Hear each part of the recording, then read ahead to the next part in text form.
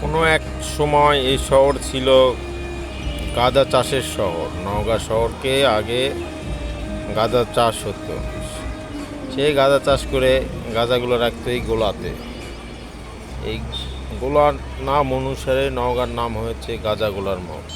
দেখুন অনেক পুরনো, টিনগুলো অনেক শক্ত, গাছ আছে এই জন্য দেখানো যাচ্ছে না ভালো করে। এটা হলো গাঁজা গোলা।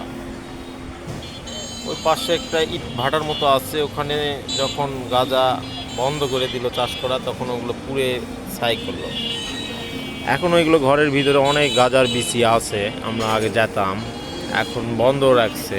বন্ধ রাখার জন্য আমরা আর ভিতরে ওইভাবে ঢুকতে পারি না, দরকারও প্রয়োজন পড়ে না। শুধু ফেসবুক বন্ধুদের দেখানোর জন্যে একটু ভিডিও করে দিলাম।